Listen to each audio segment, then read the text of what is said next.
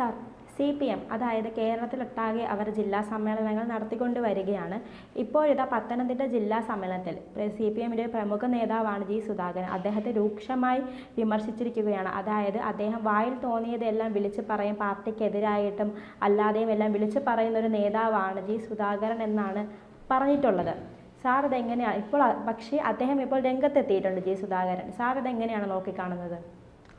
പത്തനംതിട്ട ജില്ലാ സമ്മേളനത്തിലാണ് G. സുധാകരനെതിരെ വലിയ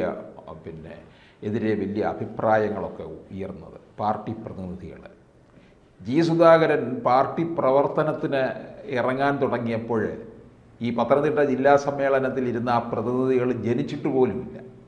അവരാണ് സുധാകരൻ്റെ മേൽ കുതിര കയറാൻ ചെന്നിരിക്കുന്നത്. സുധാകരൻ എന്ന് പറയുന്നത് ഇപ്പം കമ്മ്യൂണിസ്റ്റ് ഭരണകൂടത്തിനെതിരെ പലർക്കും പലതരത്തിലുള്ള ആക്ഷേപങ്ങൾ ഉണ്ടായിരുന്ന കാലത്ത് പോലും സുധാകരനെതിരെ ഒരു അഴിമതി ആരോപണം പോലും ഉണ്ടായിട്ടില്ല. 2016 കേരളത്തിലെ പൊതുമരാമത്ത് മന്ത്രിയാണ്.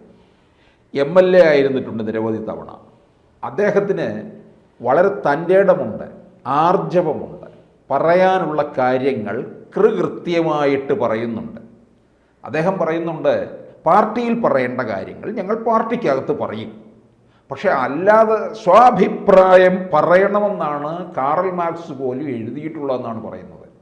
ഈ പത്തനംതിട്ട ജില്ലാ സമ്മേളനത്തിൽ സുധാകരനെതിരെ പ്രതികരിച്ചവർക്ക് ഈ കാറൽ മാർക്സിനെ പോലും നേരെ ചൊവ്വേ അറിയില്ല. മാർക്സ് പറഞ്ഞിട്ടുള്ള കാര്യങ്ങളാണ്. സുധാകരൻ രാഷ്ട്രീയ പണിയും മന്ത്രിപ്പണിയും മാത്രമല്ല നോക്കിയിട്ടുള്ള, അദ്ദേഹത്തിന് വളരെ ഗഗനമായ വായനയും മറ്റുമൊക്കെയുള്ളൊരു മനുഷ്യനാണ് അദ്ദേഹം. മറ്റ് ഈ പാർട്ടിക്കാരെ പോലെ അഴിമതി നടത്തി ജീവിക്കുന്ന ആളൊന്നുമല്ല. അദ്ദേഹത്തിൻ്റെ പെൻഷനും ഭാര്യയുടെ പെൻഷനും കൊണ്ട് മാത്രം ജീവിക്കുന്ന ആളാണ്. 35,000 രൂപ പെൻഷൻ മാത്രമാണ് അദ്ദേഹത്തിന് കിട്ടുന്നത്. അദ്ദേഹം കൃത്യമായിട്ട് തന്നെ പറഞ്ഞിട്ടുള്ള കാര്യവുമാണ്. ഇപ്പോഴും സമീപത്തൊക്കെയുള്ള സമ്മേളനങ്ങൾ അങ്ങനെ പൈസയൊന്നും വാങ്ങത്തില്ല. വളരെ ദൂരെ പോകുമ്പോൾ ആരെങ്കിലും കൊടുത്താൽ മാത്രമേ വാങ്ങുകയുള്ളൂ. കാരണം പെട്രോൾ ചാർജിനുള്ളത് മാത്രം. അല്ലാതെ അദ്ദേഹം ഒരു തരത്തിലുള്ള പണമിടപാടുകളിലും അദ്ദേഹം പെട്ടിട്ടില്ല എന്നുള്ളതാണ്. അങ്ങനെയുള്ള അദ്ദേഹത്തെയാണ് പാർട്ടി സമ്മേളനത്തിൽ അദ്ദേഹത്തിനെതിരെ പ്രതികരിക്കുന്നത്. ഒരാൾക്കെതിരെ നിർദ്ദേശങ്ങളൊക്കെ വരുന്നത് നല്ലതാണ്, പക്ഷേ പറയുമ്പോൾ അത് സൂക്ഷിച്ച് പറയണമെന്നുള്ളതാണ്. സുധാകരൻ വളരെ ശക്തമായിട്ടാണ് പത്തനംതിട്ട ജില്ലാ സമ്മേളനത്തിന് നേരെ വിരൽ ചൂണ്ടിയിരിക്കുന്നത്. അദ്ദേഹം പറയുന്നത്, എന്തടിസ്ഥാനത്തിൽ എന്നെ വിമർശിക്കുന്നത്? അദ്ദേഹം ആലപ്പുഴയിൽ മാധ്യമങ്ങളെ കണ്ടു. അദ്ദേഹം പറഞ്ഞത്, ഞാൻ പത്തനംതിട്ടയിൽ പോയി വാർത്താ സമ്മേളനം നടത്തണമെന്ന് വിചാരിച്ചതാണ്. അത്രയ്ക്ക് അദ്ദേഹം അരിശം കൊണ്ടിരിക്കുകയാണ്. ഇപ്പോൾ കേരളത്തിലെ എല്ലാ ജില്ലകളിലും സമ്മേളനം നടക്കുമ്പോൾ ഭരണകൂടത്തിനകത്തുണ്ടാകുന്ന വീഴ്ചകളെ പാർട്ടി പ്രതിനിധികൾ വിലയിരുത്തുകയും വിമർശിക്കുകയും ഒക്കെ ചെയ്യാറുണ്ട്. G. സുധാകരൻ എന്താ തെറ്റ് ചെയ്തതെന്ന് ചോദിച്ചാൽ, 2021 തെരഞ്ഞെടുപ്പിൽ അവിടെ അമ്പലപ്പുഴയിൽ സുധാകരനെയൊക്കെ മാറ്റി നിർത്തിയല്ലോ. 2002 പിണറായി സർക്കാരിൻ്റെ കാലത്ത് ആ 21 തെരഞ്ഞെടുപ്പിൽ പിണറായി തന്നെ എല്ലാവരെയും ഒതുക്കിയതാണ്. ഇപ്പോൾ തോമസ് ഐസക്കിനെ മാറ്റി നിർത്തി, G. സുധാകരനെ മാറ്റി നിർത്തി. ഇവരെ രണ്ടുപേരെയും മത്സരിപ്പിച്ചില്ല. EP ജയരാജനെ മത്സരിപ്പിച്ചോ? ഇല്ല. പിന്നെ KK ശൈലജയെ മത്സരിപ്പിച്ചു. ശൈലജയ്ക്കായിരുന്നു ഈ കേരളത്തിലെ ഏറ്റവും വലിയ ഭൂരിപക്ഷം. ജയിച്ചു വന്നപ്പോൾ മന്ത്രിസ്ഥാനം കൊടുത്തോ? ഇല്ല. എല്ലാം പുതുമുഖങ്ങൾക്ക് വേണ്ടി കൊടുത്തു. പിണറായിയുടെ ഒരു ലിസ്റ്റ് ഉണ്ടാക്കി വെച്ചിട്ടുണ്ടായിരുന്നു. ആ ലിസ്റ്റ് അനുസരിച്ച് കാര്യങ്ങൾ നടക്കുകയും ചെയ്തു. അപ്പോൾ അങ്ങനെ അത്തരത്തിലുള്ള നീക്കമാണ് നടത്തിക്കൊണ്ടിരുന്നത്. എന്നിട്ട് അമ്പലപ്പുഴയിലെ സ്ഥാനാർത്ഥിക്ക് വേണ്ടി CPM സ്ഥാനാർത്ഥി സലാമിന് വേണ്ടിയിട്ട് വേണ്ട തരത്തിൽ പ്രവർത്തിച്ചില്ല എന്ന ഒരു കാരണമാണ് അദ്ദേഹത്തിൻ്റെ മേൽ ചുമത്തിയത്. അമ്പലപ്പുഴയിലെ സ്ഥാനാർത്ഥിക്ക് വേണ്ടി പ്രവർത്തിച്ചില്ല എന്നുള്ള ഒരു പരാതിയാണ് അദ്ദേഹത്തിൻ്റെ മേൽ ഉന്നയിച്ചത്. ഒടുവിൽ പാർട്ടി തല അന്വേഷണമായി. അന്വേഷിച്ചതാര്? MP എളമരം കരീമാണ്, പറ്റിയ കക്ഷിയാണ്. അദ്ദേഹം സുധാകരന് എൻ്റെ കയ്യിൽ നിന്ന് ശരിയായ രീതിയിലുള്ള അഭിപ്രായം ഒന്നും തന്നെ കേട്ടില്ല. ഒരു അന്വേഷണ കമ്മീഷൻ എന്ന് പറഞ്ഞു കഴിഞ്ഞാൽ രണ്ട് ഭാഗത്തുമുള്ള അഭിപ്രായം കേൾക്കണം. സുധാകരൻ്റെ അഭിപ്രായം കേട്ടില്ല, അന്വേഷിച്ചുമില്ല. എന്നിട്ട് അവിടെ മറ്റ് സുധാകരനെതിരായി എതിരായിട്ട് നിൽക്കുന്ന ആൾക്കാരിൽ നിന്ന് മാത്രം, പാർട്ടിക്കാരിൽ നിന്ന് അഭിപ്രായം ശേഖരിച്ച് സുധാകരനെതിരെ റിപ്പോർട്ട് ഉണ്ടാക്കി കൊടുക്കുകയാണ് ചെയ്തത്. എന്നിട്ട് സുധാകരനെതിരെ നടപടി, അദ്ദേഹത്തെ പാർട്ടിയിൽ നിന്ന് തരം താഴ്ത്തുകയാണ് ചെയ്തിട്ടുള്ളത്. എന്ന് വിചാരിച്ച് സുധാകരൻ ജനങ്ങളുടെ ഇടയിൽ നിന്ന് അകന്നു നിൽക്കുന്നില്ല. അദ്ദേഹം ഇപ്പോഴും ആലപ്പുഴ ജില്ലയിലെ വളരെ സജീവമായിട്ട് തന്നെ പാർട്ടി പ്രവർത്തനങ്ങളിൽ നിൽക്കുന്നുണ്ട്. പക്ഷെ പറയേണ്ട കാര്യങ്ങൾ, പാർട്ടിയെ സംബന്ധിച്ച് പറയേണ്ട കാര്യങ്ങൾ, പാർട്ടിക്കകത്ത് ഞാൻ പറഞ്ഞല്ലോ നേരത്തെ, പാർട്ടിക്കകത്ത് പറയേണ്ടത് അവിടെ പറയത്തുള്ളൂ. അല്ലാതെ പൊതു ഇടങ്ങളിൽ പറയേണ്ട കാര്യങ്ങളുണ്ട് പാർട്ടിയെ പറ്റി. അതാണ് അദ്ദേഹം പറഞ്ഞിരിക്കുന്നത്. അങ്ങനെ സ്വാഭിപ്രായം പറയണം. അതാണ് കാറൽ മാർക്സ് പറഞ്ഞിട്ടുള്ളത്. അങ്ങനെ പറയുമ്പോൾ പാർട്ടിയെപ്പറ്റി ജനങ്ങൾക്ക് ഒരു ചിത്രം കിട്ടും. അത് പാർട്ടിയിലേക്ക് തന്നെ കൂടുതൽ ആകർഷിച്ച് നിർത്താനും ഇടയാക്കും എന്നാണ് സുധാകരൻ പറയുന്നത്. അപ്പോൾ സുധാകരൻ്റെ മേൽ ഈ പത്തനംതിട്ട ജില്ലാ കമ്മിറ്റി ശക്തമായിട്ട് പ്രതിഷേധിക്കുമ്പോൾ അവരെന്തുകൊണ്ട് കണ്ണൂർ ജില്ലാ കമ്മിറ്റിക്കെതിരെ പ്രതിഷേധിച്ചില്ല?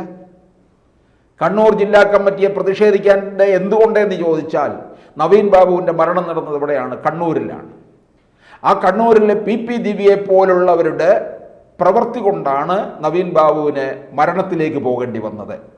അവിടെ അതിന് പിന്നിൽ പാർട്ടി ഉണ്ടെന്നൊക്കെ ആദ്യ സമയത്ത്, നവീൻ ബാബുവിൻ്റെ മരണമുണ്ടായ സമയത്ത് പത്തനംതിട്ട ജില്ലാ കമ്മിറ്റി വളരെ ശക്തമായിട്ട് കണ്ണൂർ ജില്ലാ കമ്മിറ്റിക്കെതിരെ വരികയും അഭിപ്രായം പറയുകയും ചെയ്തതാണ്. പിന്നീട് എന്ത്, അവർ ശാന്തമായല്ലോ. നവീൻ ബാബുവിൻ്റെ ഭാര്യ മഞ്ജുഷ CBI അന്വേഷണം ആവശ്യപ്പെട്ട് കോടതിയെ സമീപിക്കുമ്പോൾ പോലും അതിനു വേണ്ടി ഒന്നും തന്നെ പറയുന്നില്ല. അപ്പോൾ പാർട്ടിയുടെ മേൽത്തട്ടിൽ നിന്നുള്ള നിർദ്ദേശം കാരണം പത്തനംതിട്ട ജില്ലാ കമ്മിറ്റി ആ വിഷയത്തിൽ പിന്നീട് മൗനം പാലിക്കുകയാണ് ചെയ്തിട്ടുള്ളത്.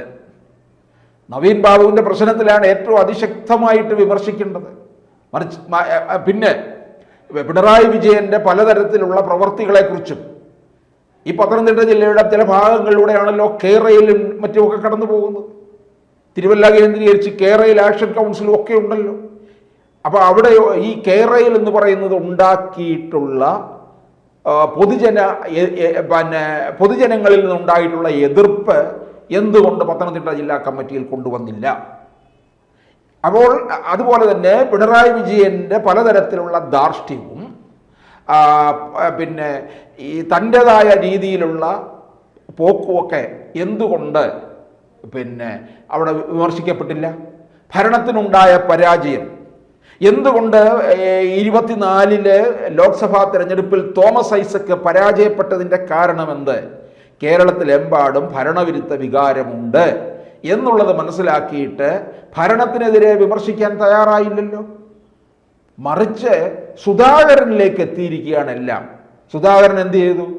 സുധാകരൻ യഥാർത്ഥത്തിൽ വളരെ ക്ലീൻ തന്നെയാണ്. അദ്ദേഹത്തിന് 2021 മത്സരിപ്പിച്ച് അദ്ദേഹം മന്ത്രിയാക്കേണ്ടതായിരുന്നു. കാരണം അതിന് പിണറായി വിജയന് വേറെ ചില താല്പര്യങ്ങളുണ്ട്. ആ താല്പര്യം എന്താണെന്ന് നമ്മൾ കൃത്യമായി മനസ്സിലാക്കിയിട്ടുള്ളതാണ്. 2021 രണ്ടാം പിണറായി സർക്കാർ അധികാരത്തിൽ വന്നു കഴിഞ്ഞ് മരുമകനെയാണ് അവിടെ ആ സ്ഥാനത്ത് പ്രതിഷ്ഠിക്കപ്പെട്ടത്. പ്രധാനപ്പെട്ട ഒരു വകുപ്പാണ് പൊതുമരാമത്ത്. അതിനോടൊപ്പം തന്നെ മറ്റൊരു പ്രധാന വകുപ്പായ ടൂറിസവും കൂടി മുഹമ്മദ് റിയാസിന് കൊടുക്കുകയാണ് ചെയ്തത്. അപ്പോൾ പിണറായി വിജയൻ തൻ്റെ ഇംഗിതത്തിനനുസരിച്ച് കാര്യങ്ങൾ മുമ്പോട്ട് കൊണ്ടുപോയി. അതിനുവേണ്ടിയാണ് കേരളത്തിലെ മുതിർന്ന നേതാക്കന്മാരെ ഒഴിവാക്കിയത്. അതിലൊരാളാണ് സുധാകരൻ. സുധാകരൻ പറഞ്ഞല്ലോ, എനിക്കെതിരെ എന്ത് വേണേലും പറഞ്ഞു, പക്ഷേ അത് പിന്നെ കേൾക്കുന്നവർക്ക് അത് അറിയാം. എന്താണ് ഇതിൽ പറയുന്നതിൽ എത്ര ശരിയുണ്ട് എന്നുള്ളത് അവർക്കറിയാൻ പറ്റും. കാരണം സുധാകരനെ പറ്റി അത്തരത്തിലുള്ളൊരു ചിത്രമാണ് കേരളത്തിൽ ഉള്ളത്. അതുകൊണ്ട് പത്തനംതിട്ട ജില്ലാ കമ്മിറ്റിക്കാർ അങ്ങനെ അവർക്കെന്താ കൊമ്പുണ്ടോ എന്നുള്ള രീതിയിൽ തന്നെയാണ് സുധാകരൻ ചോദിക്കുന്നത്. അപ്പോൾ തീർച്ചയായിട്ടും സുധാകരൻ്റെ നേരല്ല കയറേണ്ടത്, ഇവിടെ ഭരണപരാജയത്തിൽ ഉണ്ടാക്കിയതിൻ്റെ കാരണക്കാരിലേക്കാണ് പോകേണ്ടത് എന്നാണ് സുധാകരൻ പറയുന്നത്. കൂടുതൽ വാർത്തകളും വിശേഷങ്ങളും നിങ്ങളിലേക്ക് എത്താൻ ABC മലയാളം സബ്സ്ക്രൈബ് ചെയ്യുക, ബെൽ ബട്ടണും അമർത്തുക.